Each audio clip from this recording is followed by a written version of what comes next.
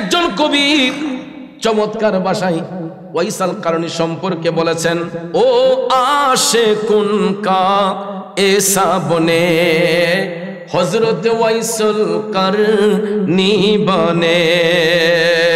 বিয়াদবে রাসূল যারা নবীর দেখা পাবে না, গোলামে রাসূল হইবে যারা নবীজি তাদের ভুলবেন না। কথা বলেন ঠিক কিনা?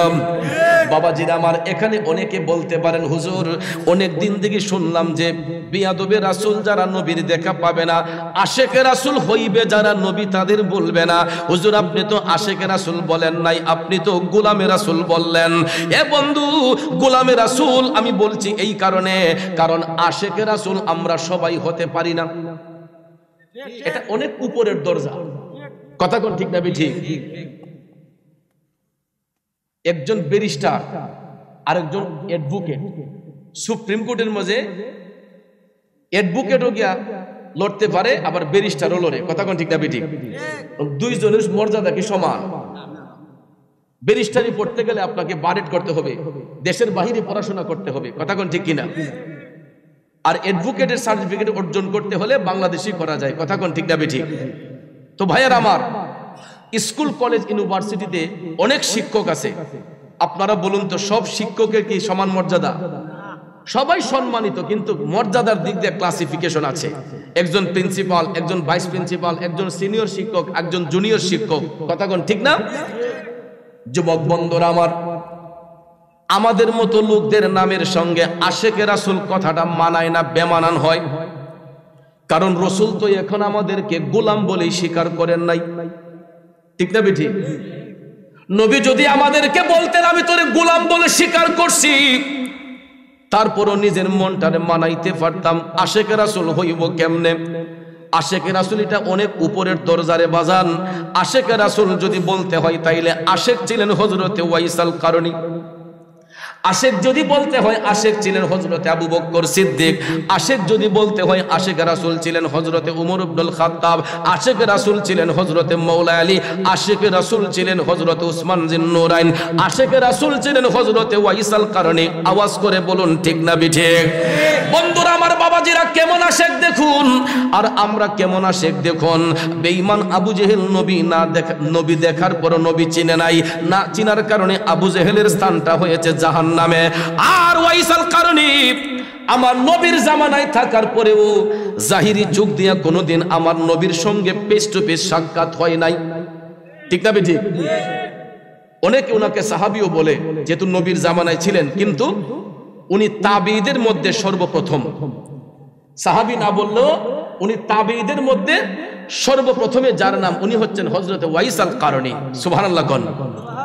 নবীর জামানায় থাকার পরেও তিনি আমার রাসূলকে জাহিরি চোখ দিয়া কখনো দেখেন নাই, কিন্তু অন্তরে নবীর ভালোবাসা ছিল।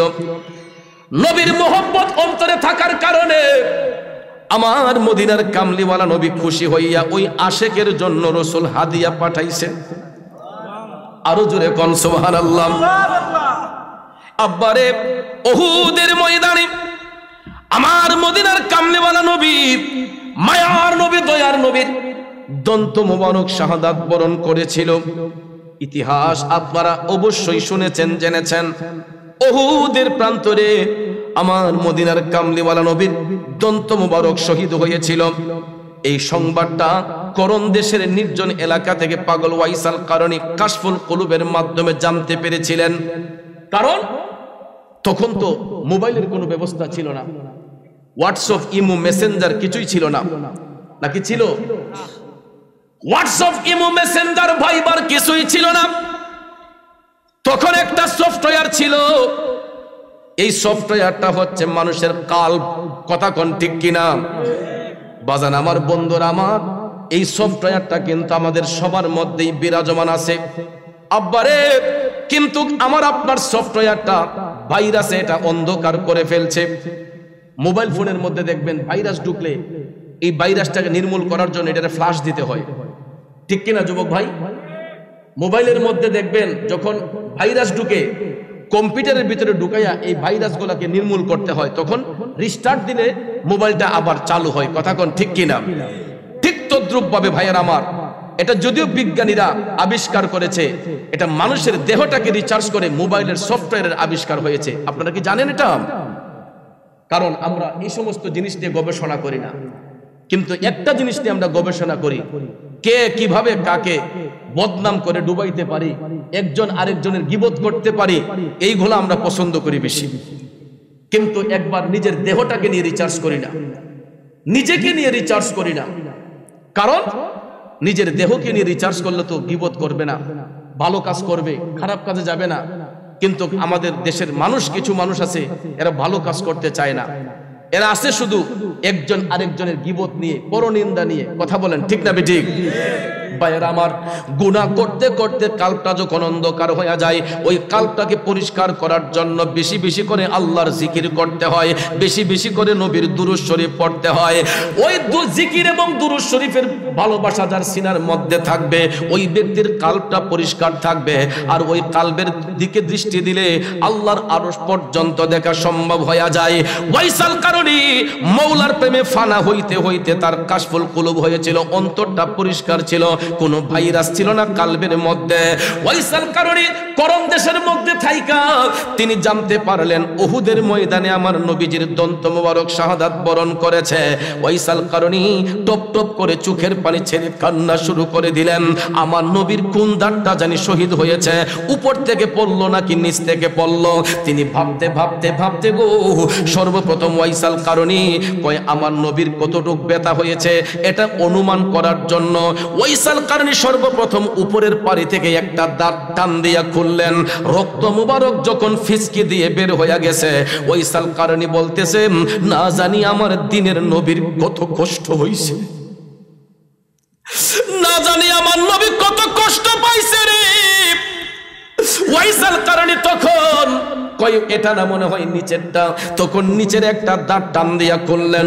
কয় না মনে হয় এটা না, তখন উপর থেকে আরেকটা দাঁত টান দিয়া খুললেন।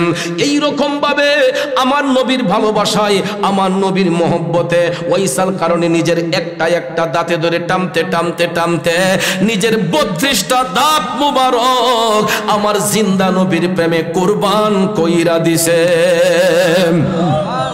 এই জন্য কবি বলে, পায়া নবী কো এক দাঁত পর উनको 32 ঘরানা খুলোগে খুলোগে इश्क नबी दिल में पैदा करो क्या रसूल खुदा को भूलोगे भूलोगे।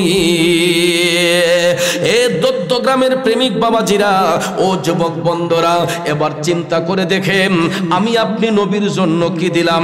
ওয়াইসাল কারণে জাহিরি চোখ দিয়া রাসূল দেখে নাই, তারপরও আমার নবীর দাঁত মোবারকের সংবাদ যখন কাশফুল কুলুবের মাধ্যমে জানতে পারলেন, একটা দাঁত নয় নিজের 32টা দাঁত মোবারক আমার নবীর প্রেমে কুরবান কইরা দিছে।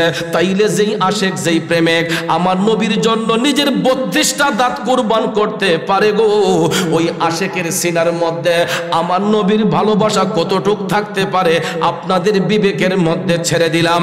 আসুন এবার মূল আলোচনায় যাই। জন্য আমার নবী কেমন হাদিয়া পাঠাইলেন।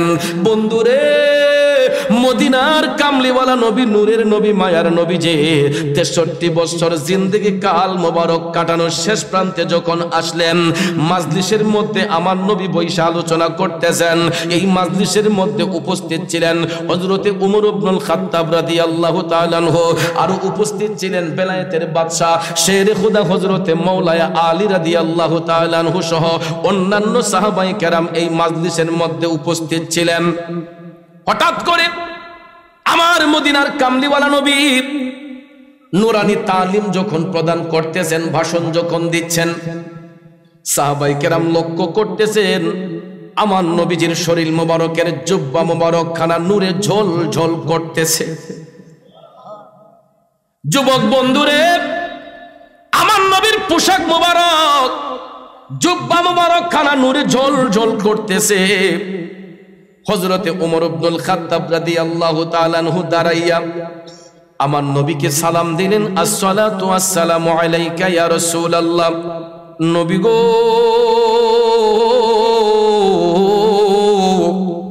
আমি উমর আপনার কদমে একখানা আরজি পেশ করতে চাই। আমার নবী মুস্কি হেসে বললেন, উমর কি এমন আরজি তুমি পেশ করবা? হযরত উমর ডাক দিয়ে কয়, নবী গো, আপনার শরীর মুবারকের জুব্বা মুবারক খানা নূরে জ্বলজ্বল করতেছে।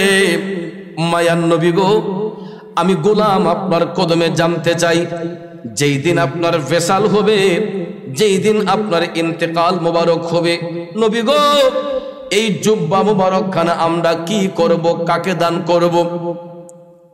আমার নবী কথা বলেন না।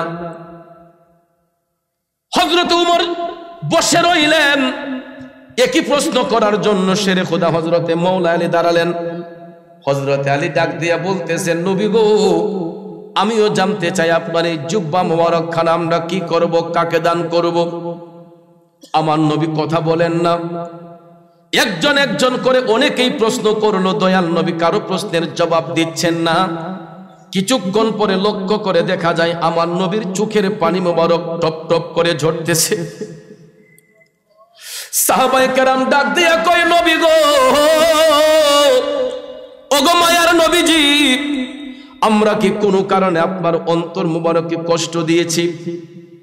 আমার নবী ডাক দিয়া কয়, আমার সাহাবারা, তোমরা কখনো আমি রাসূলকে কষ্ট দিতে পারো না।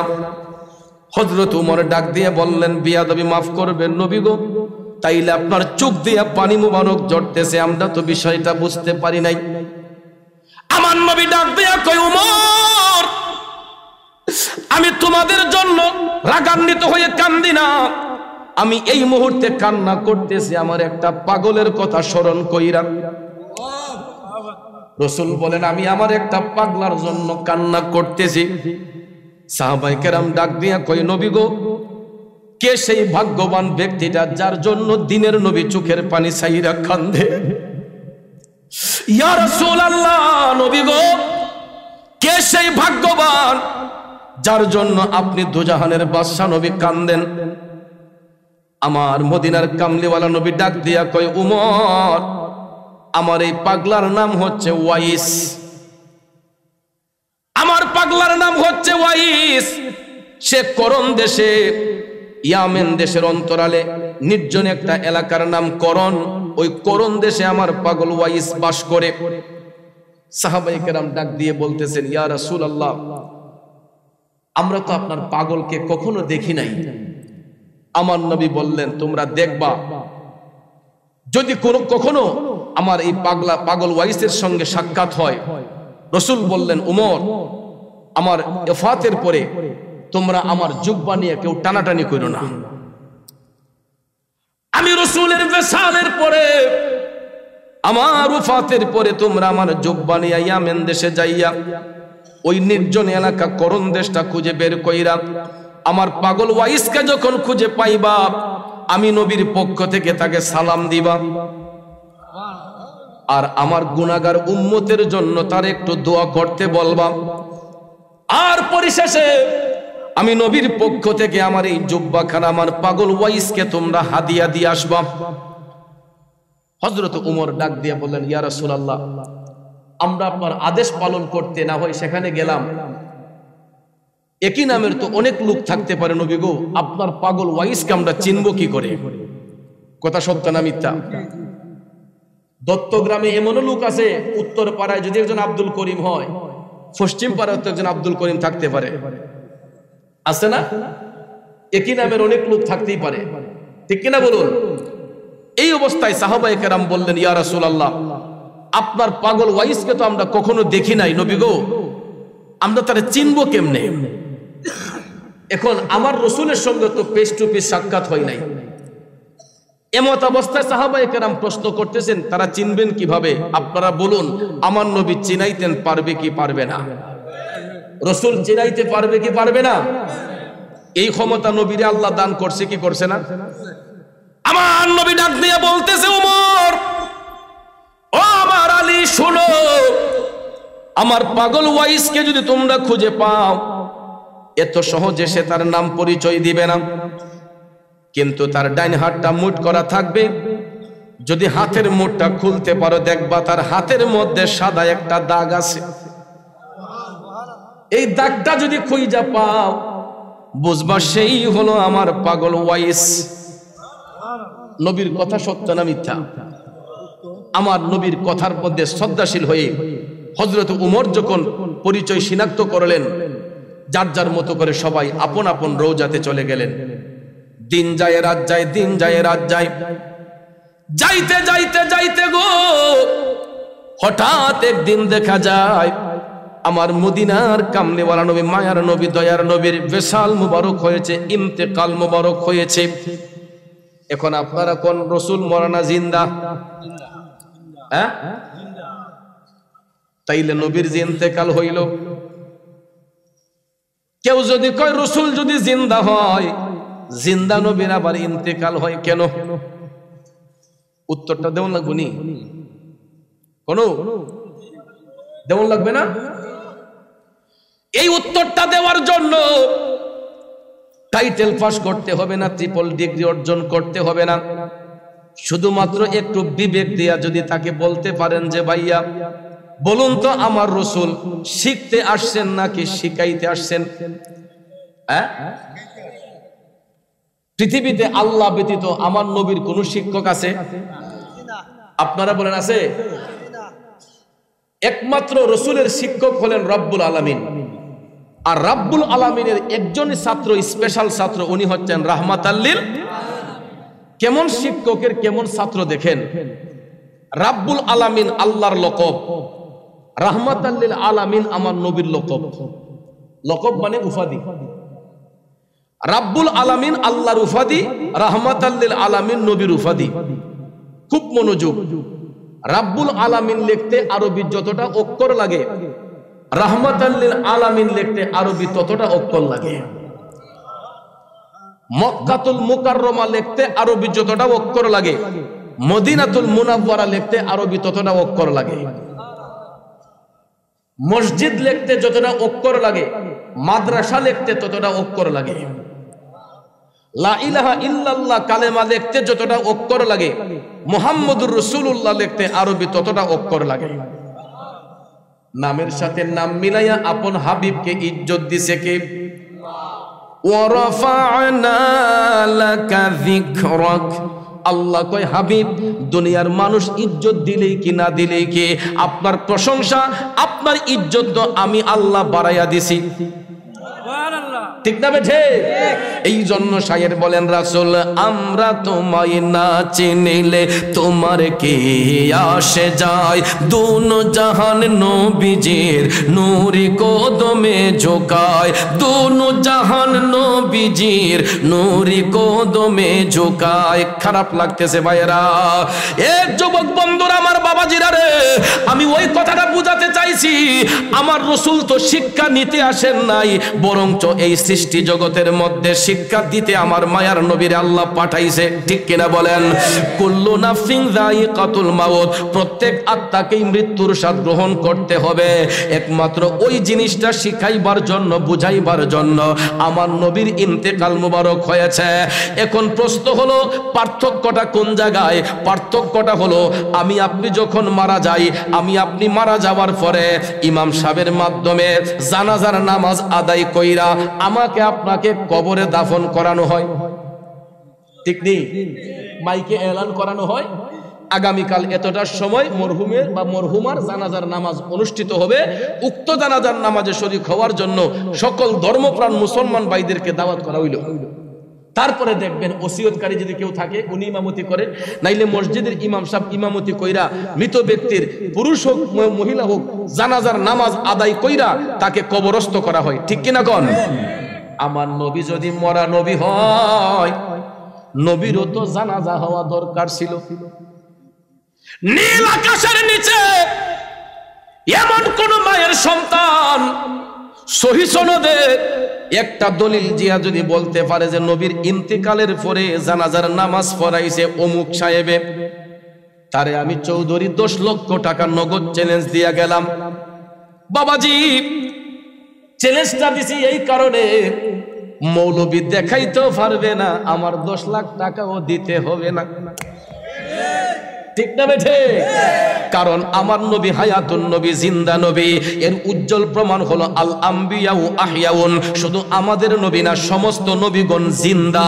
কোথায়? ফি কুবুরিহিম, আপন আপন রওজা শরীফের মধ্যে। ইউসাল্লু,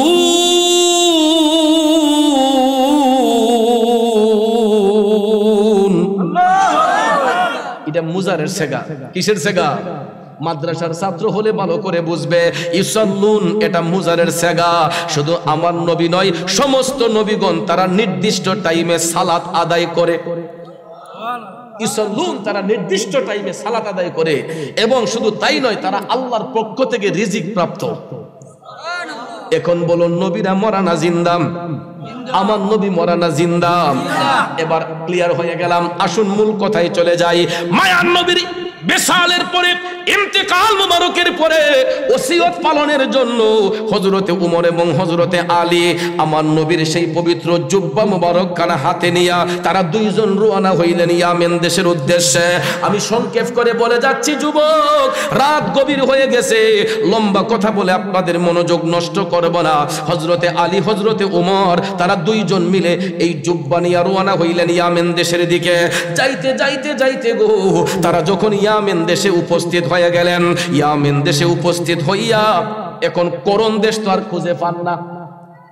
যেমন নবীগঞ্জ একটা উপজেলা, এই উপজেলার ভিতরে এমনও গ্রাম আছে নবীগঞ্জ থানার মানুষই চিনে না। আসেনি বা? মনে করেন হবিগঞ্জ একটা জেলা, এই জেলার অধীনে আমাদের যতটা থানা আছে, এই থানা ভিত্তিক আরো অনেকগুলা গ্রাম আছে, ইউনিয়ন আছে। এমনও মানুষ আছে যে এই ডিস্ট্রিক্টের ভিতরে, যেমন এই দত্তগ্রামের মানুষ হবিগঞ্জের অনেক জায়গার নাম চিনেন না। হবিগঞ্জ বাদ দেন, নবীগঞ্জ উপজেলার ভিতরেই আপনাদের অনেক গ্রাম আছে, অনেকের অজানা আছে না? ইয়ামেন হচ্ছে একটা প্রদেশের নাম। ইয়ামেন একটা প্রদেশের নাম। ওই প্রদেশের অন্তরালে ছোট্ট একটা এলাকার নাম হইছে করণ। এই করণ দেশটা তাল্লাশের জন্য সাহাবাই কেরাম হযরতে উমর এবং হযরতে আলী তারা যখন তাল্লাশ করতেছেন, কারোর কাছ থেকে ঠিকানা পান না। হঠাৎ একদিন ইয়ামেন দেশের বড় একটা মাজলিসের মধ্যে বৈশা হযরতে উমর এবং মাওলা আলী তালিম প্রদান করতেছেন, আলোচনা করতেছেন। আলোচনার করতে যাইয়া দেখা যায় অনেক লোক সমাগম হয়েছে। তালিম যখন দিতেছেন, অনেক লোক সমাগম। হঠাৎ করে বেলায়েতের বাদশা হযরতে মাওলা আলী তিনি বললেন, ও মাজলিসের ভাইরা, আপনাদের এখানে করণ দেশের কোন লোক কি আছেন? করণ থেকে কোন লোক আসছেন? হঠাৎ করে দেখা যায় পিছনে 2-4 জন লোক, এরা হাত তুলছে যে হুজুর আমরা করণ থেকে আসছি। এটাও আমার আল্লাহর কুদরতি ইশারা। কথা কোন ঠিক না বেঠিক? এটাও আমার মাওলা পাকের কুদরতি ইশারা। দত্তগ্রামের বাবাজিরা হযরতে উমর ডাক দিলেন, ভাইয়া আপনারা একটু আমাদের কাছে আসেন। এরা যখন মাজলিসের পিছনে ছিল, সামনে আসলো। হযরত উমর বললেন, ভাইয়া করণ দেশে যদি বাড়ি হয়, আপনাদের করণ দেশে এমন একজন ব্যক্তি আছে যার নাম হচ্ছে ওয়াইস। ওয়াইস নামে কোনো লোক বাস করেনি। তখন এরা কয়, না হুজুর, এই নামের তো কোনো লোক আমাদের সমাজে বাস করে না। তখন হযরত আলী আবার পুনরায় বলতেছেন, আচ্ছা ভাই, এই নামের কাউকে আপনাদের এলাকার মধ্যে চিনেননি? তখন লোকেরা ডাক দেয়া কয়, হুজুর এই নামের কোন লোক আমাদের সমাজে বাস করে না, তবে এই নামের একটা পাগলা আছে আমাদের এলাকার মধ্যে। ওয়াইস নামে একটা পাগলা আছে আমাদের এলাকার মধ্যে। সে তো লোকালয়ের অন্তরালে থাকে। আমাদের এলাকায় নির্জন একটা জঙ্গল আছে, প্রায় সময় দেখি একটা গাইড কাদের মধ্যে লইয়া ওই জঙ্গলার ভিতরে আসা যাওয়া করে। ওরে মানিকে মানিক, সিনে রতনে রতন। গ্রামের ভাষায় একটা কথা কয়, যে যারে চিনে সেই তারে কিনে। এলাকার লোকরা এই আশেকরে চিনে না, কিন্তু মদিনা শরীফ থেকে 2 জন প্রেমিক আসছে ওই পাগলার তাল্লাশে। এও আমার নবীর পক্ষ থেকে। কথা কোন ঠিক কিনা? টপ টপ করে চোখের পানি চাইরা হযরত উমর ডাক দিয়া কয়, ও ভাইরা রে, ওই পাগলটাকে আমাদের দরকার। আমরা ওই পাগলার তাল্লাশে এসেছি, একটু মেহেরবানি করে পাগলার কাছে আমাদেরকে নিয়ে যাবেননি? এরা কয়, হুজুর এত লোক থাকতে এই পাগলারে খুঁজেন কে রে? হুজুর আমাদের করণ দেশে এত লোক থাকতে এই পাগলারে খুঁজেন কেন? সে তো লোকালয়ের অন্তরালে থাকে। ভাইয়ার আমার, আমাদের দেশ যারা আবাদ করছেন 360 আউলিয়া, এরাও কিন্তু লোকালয়ের অন্তরালেই থাকতো। তাকাইয়া দেখেন বাবা শাহজালালের মাজার শরীফের দিকে, তাকাইয়া দেখেন বাবা শাহফরানের মাজার শরীফের দিকে, তাকাইয়া দেখেন 360 আউলিয়ার দিকে। এরা যখন আসছিল যে জায়গার মধ্যে এরা চিল্লা করছিল, দুনিয়ার কোনো মানুষ বয়ে এই জায়গার মাঝে গেছে না। কথা কোন ঠিক না বেটি? আমরা তো একটা জঙ্গলার ভিতরে ঢুকতে পারবো না সাপ বিচ্ছুর বয়ে, বাঘ সিংহের বয়ে আমরা জঙ্গলার ভিতরে যাব না। কিন্তু যারা মৌলার প্রেমে ফানা হয়ে যায়, জঙ্গলার বাঘ এরা খায় না। কথা কোন ঠিক না বেটি? গভীর মনোযোগ। হযরত ওমর ডাক দিয়া কয়, ভাইয়েরা ওই পাগলাকে আমাদের দরকার, আমাদেরকে একটু পাগলার কাছে নিয়ে যাবেননি? কয় হুজুর আমরা নিয়ে যেতে পারবো, কিন্তু জঙ্গলার ভিতরে ঢুকতে পারবো না। হযরত ওমর কয় কেন? কয় হুজুর হিংস্র প্রাণীর ভয়ে আমরার এলাকার কোনো মানুষ এই জঙ্গলার ভিতরে যায় না। তখন হযরত ওমর বললেন, পাগলা আসেনি? কয় হুজুর আমরা যদি যেই টাইমে রওনা দিমু, এই টাইমে গিয়া পৌঁছলে আমরা পাগলারে জঙ্গলার ভিতরেই পাবো। তখন হযরত ওমর বলেন, ঠিক আছে, তোমাদেরকে জঙ্গলার ভিতরে যেতে হবে না, জাস্ট আমাদেরকে রাস্তাটা একটু দেখাই দিও। কয় ঠিক আছে হুজুর, ইনশাআল্লাহ। পরের দিন তারা রওনা হইলেন জুব্বানিয়া। যাইতে যাইতে যাইতে গো করণ দেশের মধ্যে উপস্থিত হইয়া জঙ্গলার পারে যখন গেলেন, লোকেরা কয় হুজুর আমরা ভিতরে যেতে পারবো না। হযরতে আলী বলতেছেন, ঠিক আছে আপনাদেরকে ধন্যবাদ, পাগলা এই মুহূর্তে আসেনি। কয় হুজুর এই টাইমেই পাগলা জঙ্গলার ভিতরে থাকে। সত্যি সত্যি সত্যি গো, হযরতে উমর শেরে খোদা মওলা আলীকে সাথে নিয়া জঙ্গলার ভিতরে যখন ঢুকছে গো, ঢুইকা তাকাইয়া দেখতেছে ওয়াইস নামের সেই প্রেমিক আশেক ব্যক্তিটা কিবলামুখী হইয়া নামাজের মাধ্যমে আমার মওলা পাকরে সিজদা করতেছে। হো নামাজ পড়ো রে গহিনে ডুবিয়া, নামাজ পড়ো ওরে পঞ্চ আত্মা মুক্তা দিয়া, জ্ঞানী মন সাজাইও রে গহিনে ডুবিয়া, নামাজ পড়ো, নামাজ পড়ো রে গহিনে ডুবিয়া, নামাজ পড়ো। বাবাজিরা আমার, নামাজের কথা বলেছিলাম, নামাজ আল্লাহর বান্দাদেরকে খারাপ কাজ থেকে বিরত করে। কথা কোন ঠিক কিনা? কিন্তু আমাদের দেশের মধ্যে কিছু কিছু নামাজি আছে গো, এরা নামাজ পড়া গিয়ে আরেকজনের গীবত করে, মস্কারা করে। এ বন্ধু, আল্লাহর আশেক, আল্লাহর প্রেমিক ওয়াইসাল কারণী, আমার নবীর প্রেমের পাগল ওয়াইসাল কারণী, তিনি লোকালয়ের অন্তরালে মানুষ যাতে তাকে ডিস্টার্ব না করে, এই জন্য তিনি জঙ্গলার ভিতরে যাইয়া নামাজের মাধ্যমে আমার আল্লাহকে সিজদা করতেন। ওয়াইসাল কারণী নামাজ পড়া যখন সালামটা ফিরাইলেন, পিছন থেকে হযরতে উমর ওয়াইসাল কারণীকে লক্ষ্য করে সালাম দিলেন, আসসালামু আলাইকুম ওয়া রাহমাতুল্লাহি ওয়া বারাকাতুহু। ওয়াসকুরুনি পাগলা কই কি রে, এই জঙ্গলার ভিতরে তো কোনো মানুষ ঢুকে না, আমার মতো কোন পাগল ঢুকলো? পিছনে তাকাইয়া দেখে নুরান্বিত চেহারার অধিকারী দুইজন আল্লাহর মেহবুব বান্দা ওয়াইসাল কারণীকে সালাম দিয়েছে। তখন এই ওয়াইসাল কারণী সালামের জবাব দিলেন, ওয়া আলাইকুমুস সালাম ওয়া রাহমাতুল্লাহি ওয়া বারাকাতুহু। উভয়ের মধ্যে যখন সালাম বিনিময় হলো, হাইটা হাইটা হযরতে উমর মওলা আলীকে সাথে নিয়ে কাছে গেলেন, গিয়া বললেন, ভাই আপনার নামটা কি জানতে পারি?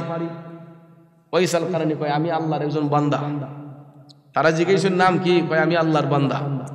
হযরত আলী বলেন, ভাই আমরা তো আল্লাহর বান্দা, বলেন না আপনার নামটা কি? ওয়াইসাল কারণী কয়, আমি এমন একজন নবীর উম্মত যিনি হলেন রাহমাতাল লিল আলামিন। জিগাইতেছেন নাম, ওয়াইসাল কারণী খালি ফেসায়। তখন হযরত উমরের মনে হয়ে গেল যে আমার রাসূল তো বলছিলেন যে এত সহজে তার পরিচয় দিত না। হঠাৎ করে তাকাইয়া দেখতেছেন তার ডাইন হাতটা মুট করা। আমার নবীর কথা সত্য না মিথ্যা? এ বন্ধু, হযরত উমর ডাইন হাতের মধ্যে ধরলেন যে ভাই আপনার হাতটা খুলেন, আপনার হাতটা খুলেন। বলার সঙ্গে সঙ্গে ওয়াইসাল কারণী হাতটা যখন করলেন, আমার মদিনার কামলিওয়ালা নবী মদিনা শরীফ থেকে যেই চিহ্নের কথা বলেছিলেন সত্যি সত্যি দেখা যায় এই সাদা দাগটা ওয়াইসাল কারণীর হাতের মধ্যে দেখা যায়। ওরে কে বলে রে আমার নবী গায়েব জানে না, এলেমের শহর গো নবী শাহে মদিনা। ঠিক না বিঠে? এলেমের শহর গো নবী শাহে মদিনা। কোরআন হাদিস পড়লেই শুধু আলেম তো হয় না, নবীর প্রেমে মজনু যারা তারাই মাওলানা। বাইরে নবীর ইশকের পাগল যিনি,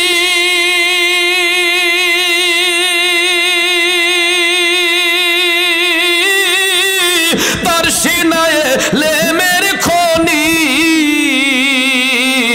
নবীর ইশকের পাগল যিনি, তার সিনায় লেমের খনি। আরে ঘরে বসে দেখতে পারে সোনার মদিনা, এলেমের শহর গো নবী শাহে মদিনা। কোরআন হাদিস পড়লেই শুধু আলেম তো হয় না, এলেমের শহর গো নবী শাহে মদিনা। কথা বলেন ঠিক না বেঠি? বন্ধু হযরতে উমর ডাক দেয়া কয় পাগলা রে, অবশ্যই তোমার নাম ওয়াইস। কয় আপনারা জানলেন কিভাবে?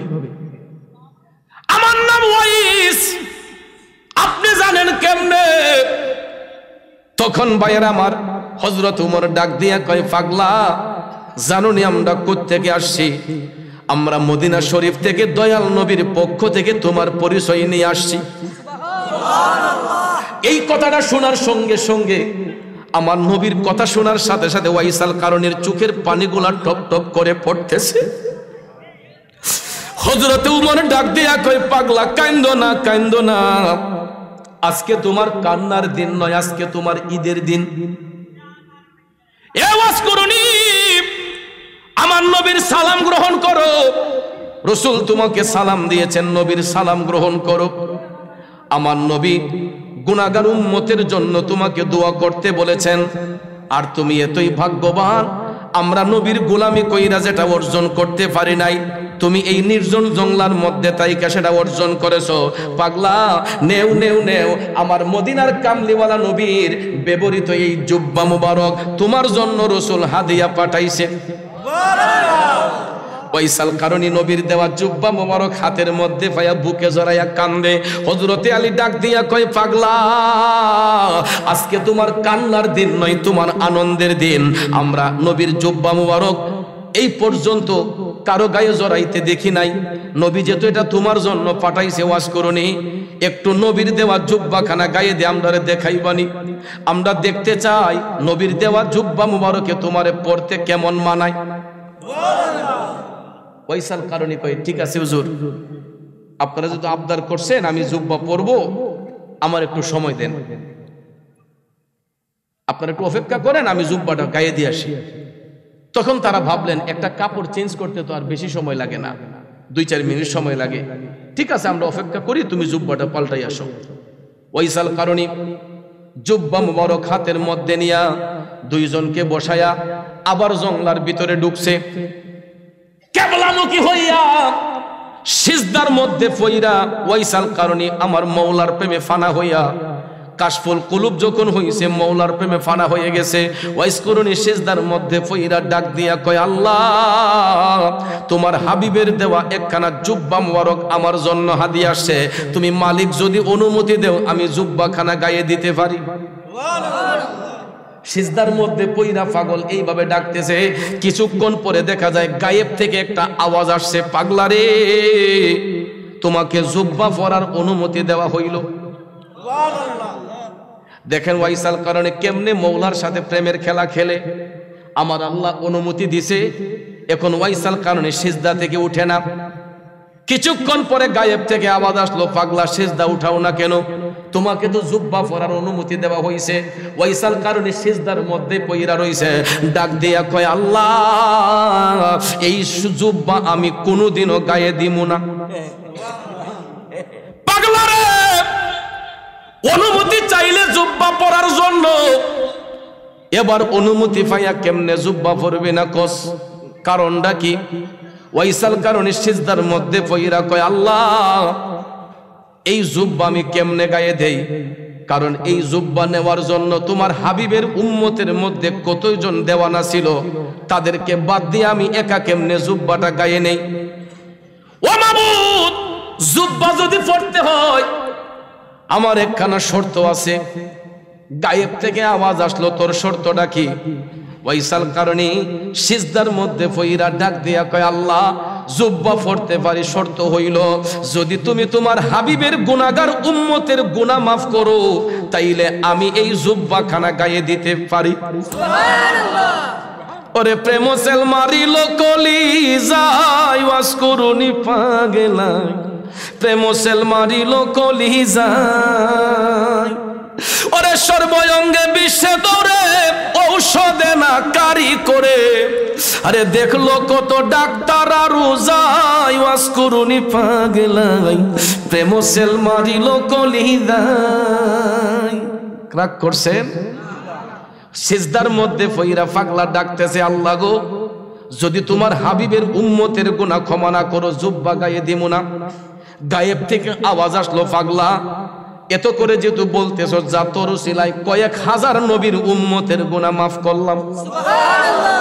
ওয়াজ করুনি পাগলা কয় বাকিরা দোষ করছে কি?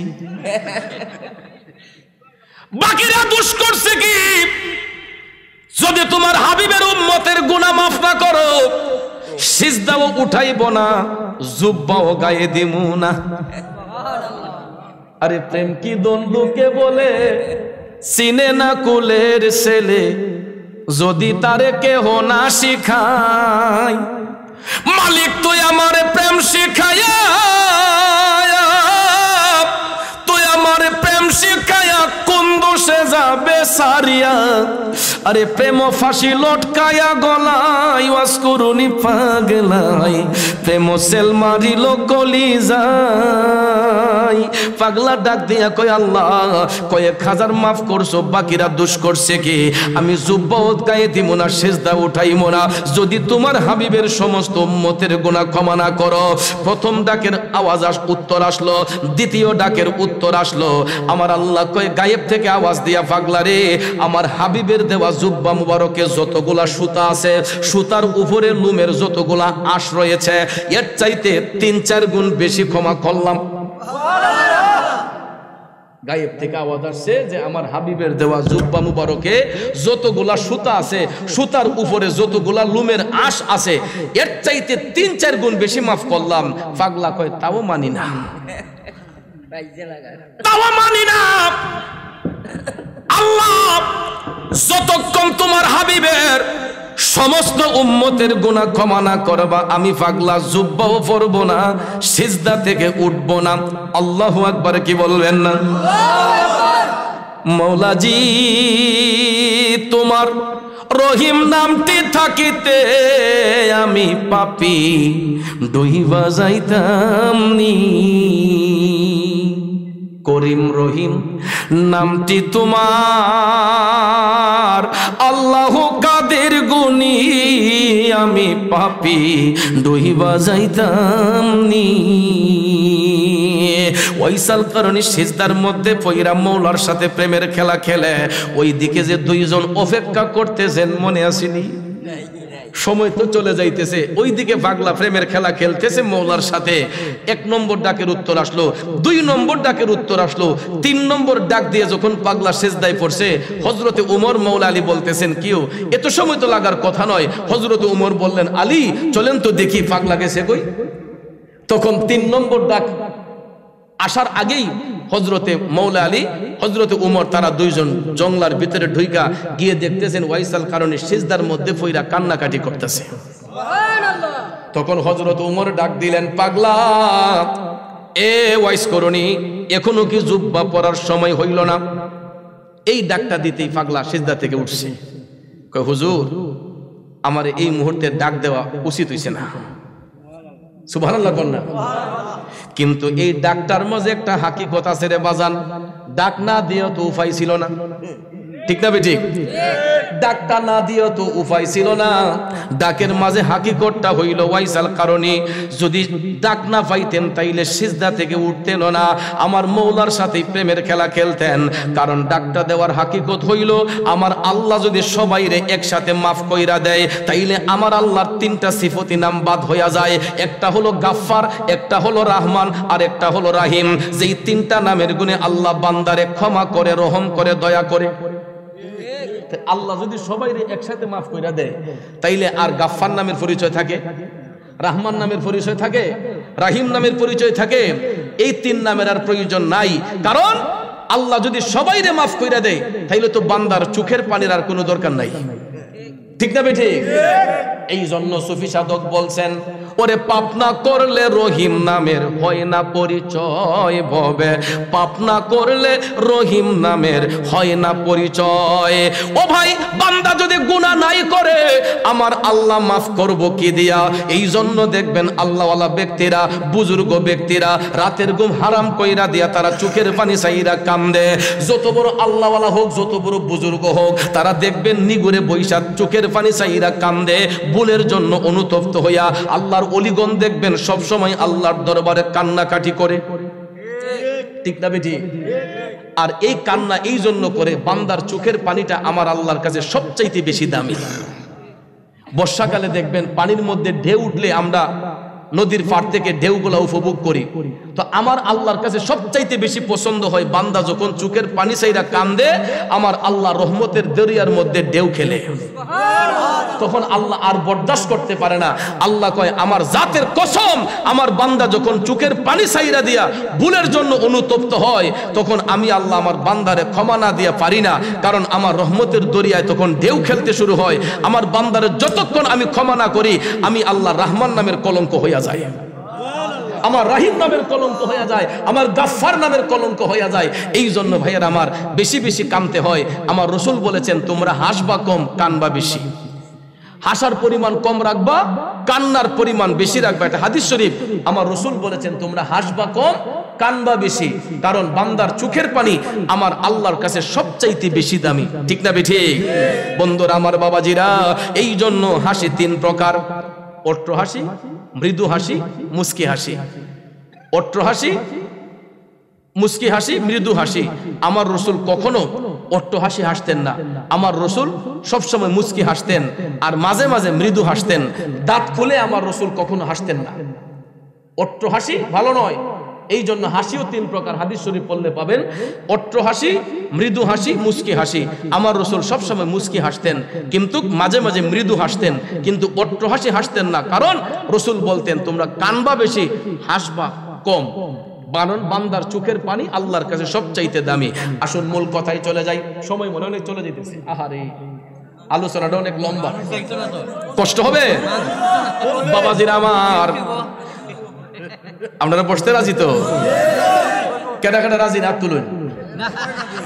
ওই দেখো বা খেরা দিতে শুরু হয়েছে, শুননি?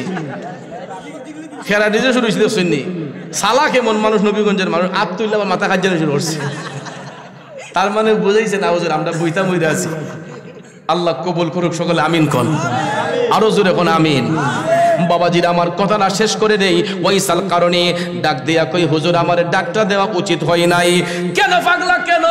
তখন পাগল ওয়াইসাল কারণে কই, হুজুর আমি আমার মৌলার সাথে এমন প্রেমের কালেকশন ফিট করছিলাম, যদি আমারে ডাক না দিতেন, পৃথিবীতে দয়াল নবীর যত উম্মত আছে, আমি এই সুযোগে নবীজির সমস্ত উম্মতের গুনাহ ক্ষমা করাইয়া লইতাম। সুবহানাল্লাহ। কারণ ওয়াজ করুনি তো এশকের বলে কথা কইতাছে, ঠিক না? তখন হযরতে উমর ডাক দিয়া কয়, পাগল, তুমি রসুলকে এত ভালোবাসো, নবীর উম্মতরে এত ভালোবাসো, এত ভালোবাসার পরেও একবার কি নবীরে দেখার স্বাদ তোমার অন্তরে জাগে নাই?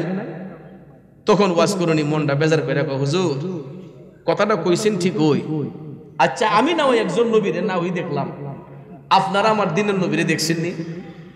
এই কথা বলতে হযরতে আলী, হযরতে উমর আইসা দিয়েছেন। আরে পাগল, কই গিতারি, আমরা তো আইলাম এবার নবীর কাছ থেকে, দেখছি মানে অবশ্যই দেখছি।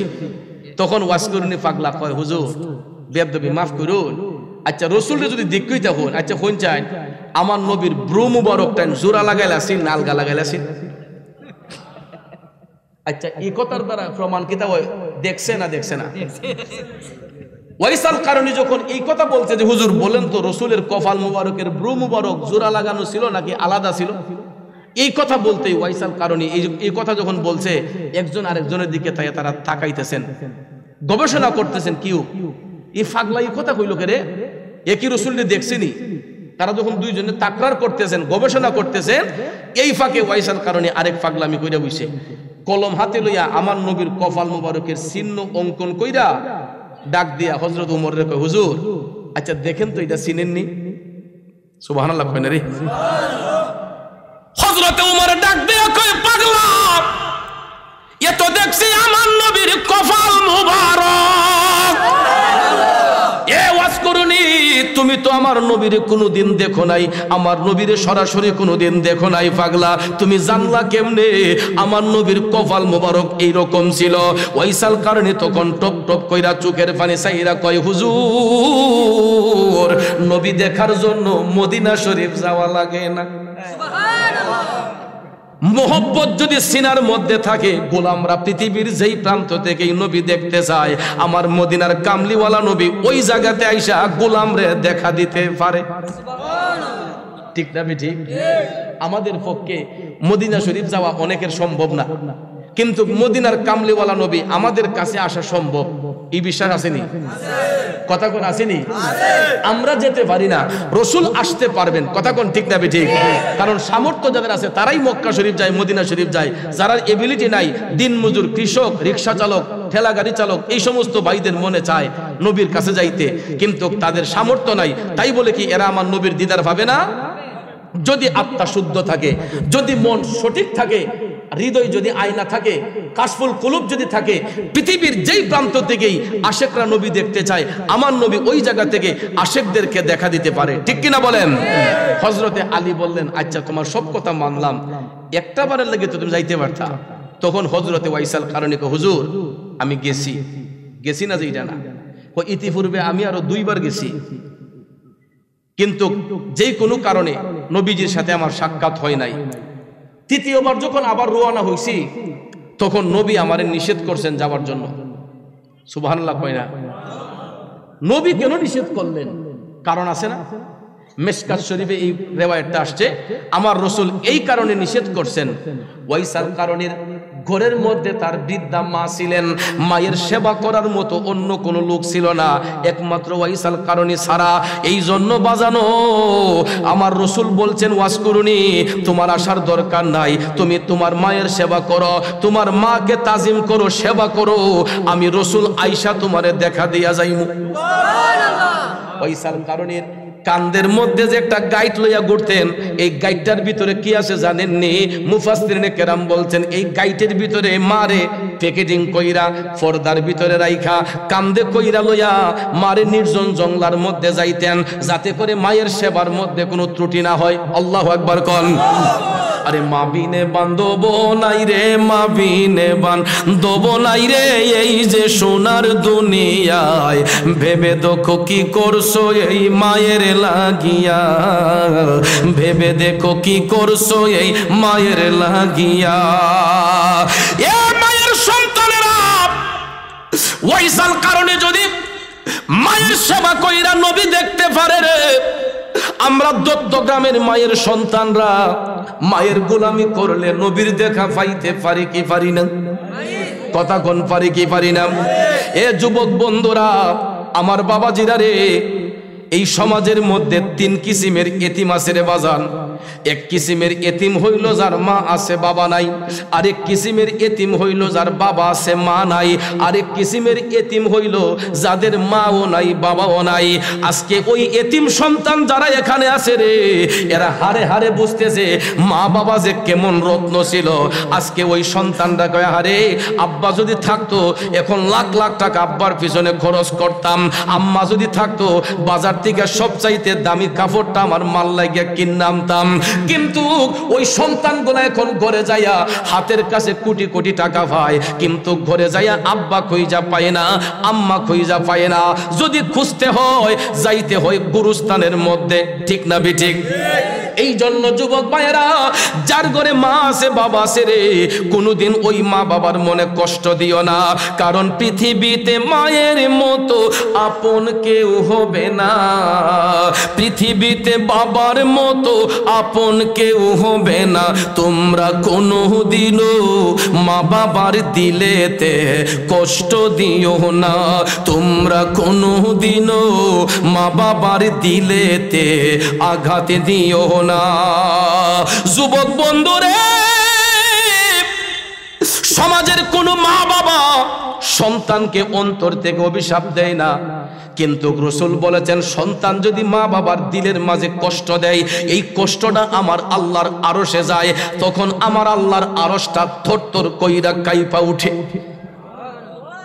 এই জন্য পাকিস্তানের কবি বলেছেন, আপনি মা বাপ কা তো দিল না ধোকা, দিল না ধোকা, अपनी जन्नत को खुदा के लिए दोज़ख न बना, अपनी जन्नत को खुदा के लिए दोज़ख न बना, अपने माँ बापों का तो दिल ना धोका, दिल ना धोका। যুবক বন্ধু, মা বাবার দিলের মধ্যে আঘাত দিলে আমার আল্লাহ জাহান্নামের দরজা খুলে দেয়, জান্নাতের দরজায় তালা দেয়।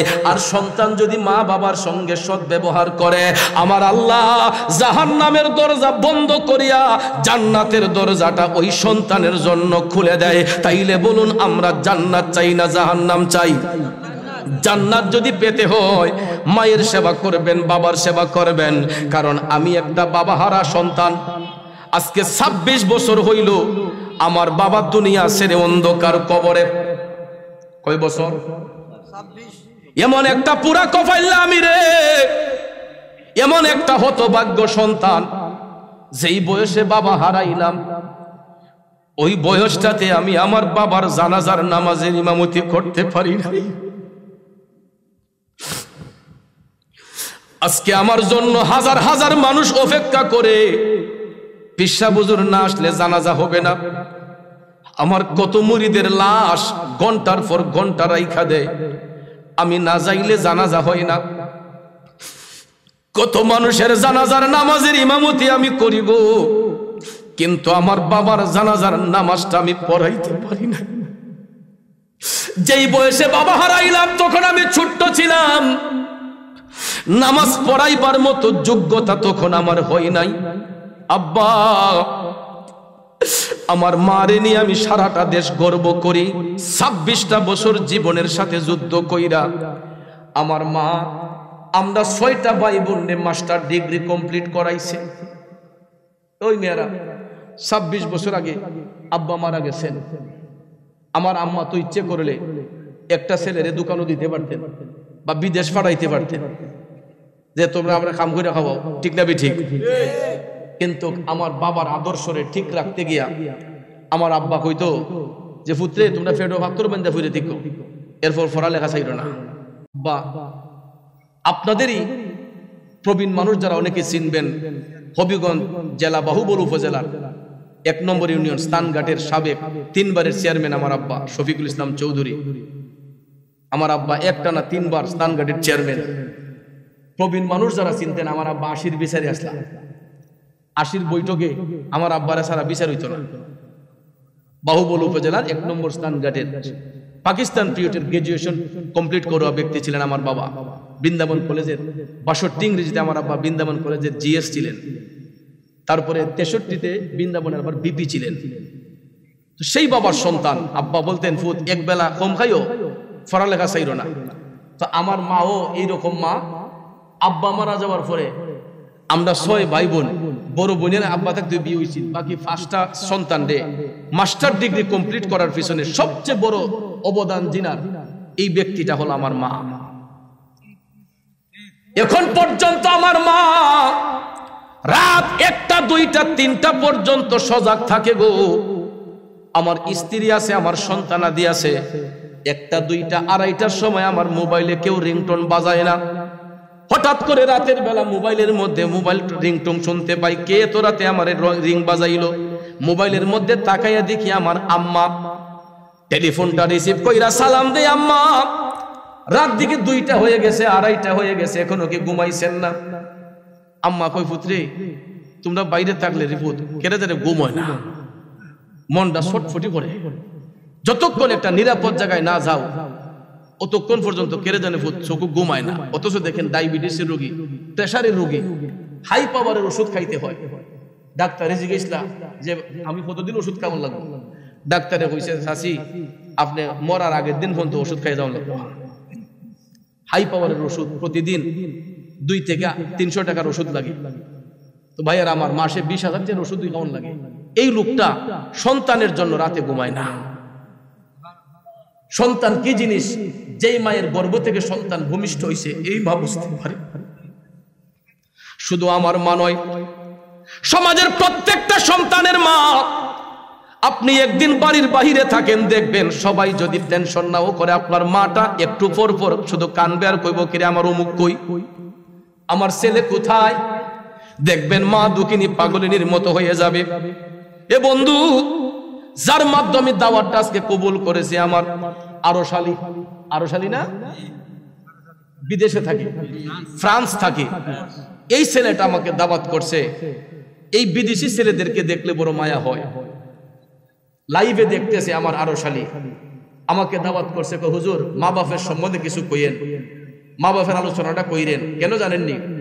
বিদেশে অনেক ফুলাফান থাকে, হঠাৎ করে দেশ থেকে খবর গেছে মা মারা গেছে, বাপ মারা গেছে, ফাইক্কা যেরকম ফিঞ্জরার ভিতরে ছটফটি করে, এই বিদেশি সন্তানগুলা তখন বিদেশ থেকে পাখির মতো ছটফট করে। যদি ডানা থাকতো উড়াল দেয় ফুলনে মা বাপের জানাজা পড়বার লেগে। কিন্তু কিছু কিছু বিদেশি আছে, বাবা মারা যায় জানাজা পড়তে পারে না, মা মারা যায় জানাজা পড়তে পারে না, আছে না? পাখির মতো ছটফট ছটফট করে রে। ওই প্রবাসীদের জন্য অন্তর খুলে দোয়া করবেন, কারণ এরা মাথার গাম পায়ে ফেরে অক্লান্ত পরিশ্রম করে টাকা ইনকাম কইরা একটা টাকাও বিদেশে রাখে না, সবটা টাকা দেশে পাঠাইয়া দেয় মা বাবার সেবার জন্য, স্ত্রী পুত্রের আরামের জন্য। ঠিক কিনা কোন?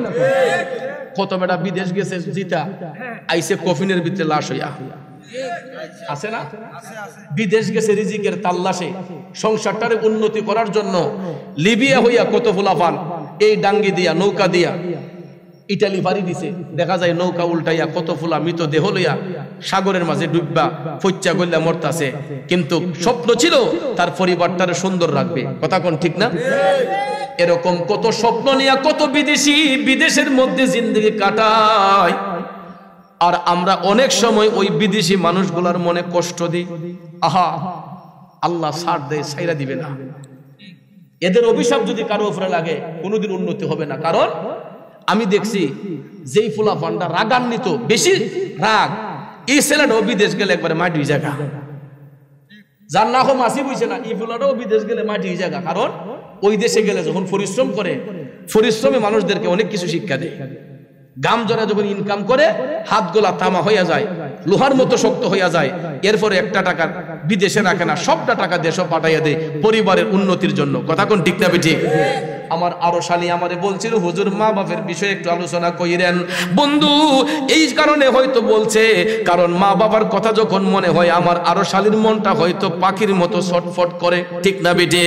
এর যুবক বন্ধু, যদি ভুলবশত কেউ মার মনে কষ্ট দিয়া থাকি, বাবার মনে কষ্ট দিয়া থাকি, আজকের মাহফিলটা শেষ কইরা ঘরে যাইয়া মার পায়ে পইরা মাপ চাইবেন, বাবার পায়ে মাপ চাইবেন। আব্বা চৌধুরী সাহেব আলোচনা করছে, তোমার পায়ে মাপ চাইলে মাপ পাইমু।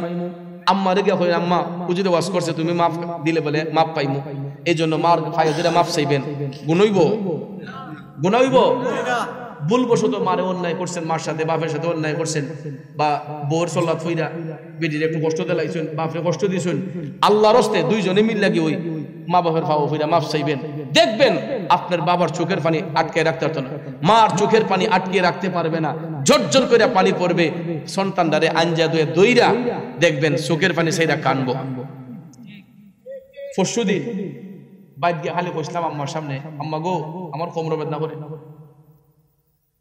কষ্ট হয়, এই যে মাহফিল করতেছি কুশন ডিভিশনে দিয়া বল লাগছে, গাড়িতে বইতে বইতে অল্প বয়সে রোগ হয়ে গেছি। প্রতিদিন 100-200 কিলো জায়গা জার্নি, 250 কিলো জার্নি। এই যে এখন মাহফিল কইরা আপনারা ভাবছেন অভিগঞ্জ যাই, অভিগঞ্জ নাই, আমি ডাইরেক্ট যাই কখন ব্রাহ্মণবিরা। কালকে 2 প্রোগ্রাম বাঞ্ছারামপুর, এখন অভিগঞ্জ থেকে রওনা দিই, 2 প্রোগ্রাম করা সম্ভব না। এই জন্য এখন প্রোগ্রাম শেষ করে আবার ব্রাহ্মণবিরা যাই। সেখানে গিয়ে যদি রেস্ট নেওয়ান লাগে একটু রিমুভ, আবার 2 প্রোগ্রাম করার লাগে, প্রতিদিন 2টা 3টা মাহফিল অনবরত করতে হইতেছে। আর এখন মাহফিলের কোনো সিজন নাই, 12 মাস মাহফিল। এমন ডিজিটাল সিস্টেম আইছে, দেখা যায় মেঘ বাদলের দিনও উপরে টিন দেলায়, টিন দিয়া গাড়া তিরফাল দিয়া হুজুর আন্ডার ফ্যান্ডের উঠ না আমন লাগবে, মাফ নাই। এখন আনসিজনে ওই মুরিদানে মাহফিলটি করার লাগে, তরিকার মাহফিলটি, আর সিজন আইলে এই মাহফিলগুলো বিভিন্ন জায়গায় করতে হয়। এমনি রুগা খালি কইলাম আম্মা গো আমার ক্ষমতা বেদনা করে না, ওই কালকে এই 2 দিনে না ওই 30 বার আম্মা ফোন দিছে আমার মোবাইল, ওফুত ওন তোমার শরীরটা কেমন, ক্ষমতা কেমন রে ভূত। আর স্টেজে বইলে ভূত পিছনে একটা বালিশ দিয়ে বই, একটা কুশন দিয়ে বইল, এই বইও। কিন্তু দেখেন আমার ঘরে স্ত্রী আছে, উনি আমারে কইছে না যে তোমার ফিডো ব্যথা যেহেতু বালিশ না খবর দিয়ে বইও। আমার ম্যাডামও আমার কইছেন এই কথা, হয়তো তাই এই ভিডিও হলে বা দেখতা শুনে নাকি জানি না। হ্যাঁ, এটা সত্যি কথা, যেটা তাই না আমারও কইছেন না। কিন্তু আমার মায় না হইলে আমার 20-30 বার কইয়া গেছে, অভূত মাহফিলও বইলে ফিটের নিচে একটা বালিশ দিয়ে বইও। আমি কেমন করে দেব মাটি তোমার কবরে, আমি কেমন করে দেব মাটি তোমার কবরে, মা তুমি আমার আগে যেও না গোমরে। ও বন্ধু, মা হারাইয়া গেলে মা খুঁজে পাবে না, বাবা হারাইলে বাবা খুঁজে পাবে না। এই জন্য যুবক শোনো রে, পৃথিবীর সব শূন্যস্থান পূরণ করা যায়, 2টা শূন্যস্থান কোনোদিন পূরণ করা যায় না। বন্ধু হারাইলে বন্ধু পাওয়া যায়, ভাই হারাইলে ভাই পাওয়া যায়, বোন হারাইলে বোন পাওয়া যায়। কিন্তু মা বাবা এমন 2টা রত্ন, এই 2টা রত্ন হারাইয়া গেলে এই শূন্যস্থানটা অন্য কোন পুরুষ দিয়া নারী দিয়া পূরণ করা যায় না। এই জন্য মা বিনে বান্ধব নাই রে, মা বিনে বান্ধব নাই রে, এই যে সোনার দুনিয়ায়, ভেবে দেখো কি করছো এই মায়ের লাগিয়া। ও বেটাই, মা বাপে দুষ্টা চাই না, বাজার থেকে আইসুন বেটি লেগে 50 টাকার ফানসু বাড়ি লই আইনা বাইর থেকে খালি একটা মুখ ভরে ডাক দিই, আম্মা নেও গো তোমার লাগে ফানসু বাড়ি আনছি। ইদার অ্যাকশনটা কিটা দেখো, বাড়ি ঘরে যত মহিলা আছে এই বেটে মহিলারা ডাক্কা কই গো আমার ফুলার মতো আমার ফুলই নাই, কেন গো চাচি কই বেটি ফানসু বাড়ি শেষ হওয়ার আগে ওই ফুলা ফানসু বাড়ি লই আয়। অথচ আনছে মোটে 50 টাকার ফানসু বাড়ি। কিন্তু মা নামক যেই ব্যক্তিটা সারাটা বাড়ি অ্যাডভাইস করতেছে আমার ফুলার মতো এমন কোনো ফুলই নাই। বাপ অসুস্থ, বাজার থেকে আইছেন 50 টাকার গ্যাস্ট্রিকের বড়ি নাফা বড়ি লই আইন, আব্বা ওষুধটা খাইন, দেখবা না বেটা শ্বাসটল বইয়া মানুষের লোকে কি বেটাগিরি, আমার ফুলার মতো এমন ফুলই নাই। ছেলে বাচ্চা কই বেটা ওষুধ শেষ হওয়ার আগে ফুলা ওষুধ দিয়ে করে, অথচ আনছে মাত্র 50 টাকার ওষুধ।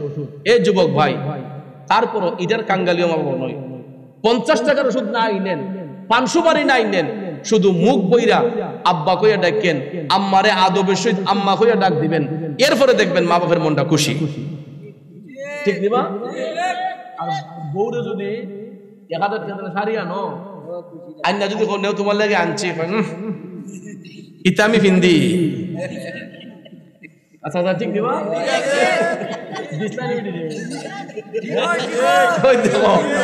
নগদ প্রমাণ 1000 টাকার খবর দিল, ইতা ফিন্দার যোগ্য আমি আন্নি কাপড় আছিল না বাজারও। কিন্তু মারে যদি 500 টাকা কাপড় আনা দেই, দেখবেন এই মা কাপড় দিয়ে আমার ফুতে আনছে গো, পছন্দ না হইলো ও ফুত খুব সুন্দর হয়েছে রে ফুত, কথা কোন ঠিক না? আর হিলারে দিলে ইতা ফিন্দার যোগ্য আমি। এরপরে ভাই আমার, মার সাথে কারো তুলনা নাই, বাপের সাথে কারো তুলনা নাই। আল্লাহ যেন পৃথিবীর সকল মা বাবাকে জান্নাত নসিব করে এবং যারা বেঁচে আছেন তাদের জন্য দীর্ঘ হায়াত দান করে, সকলে আমিন কোন, আরো জোরে কোন আমিন।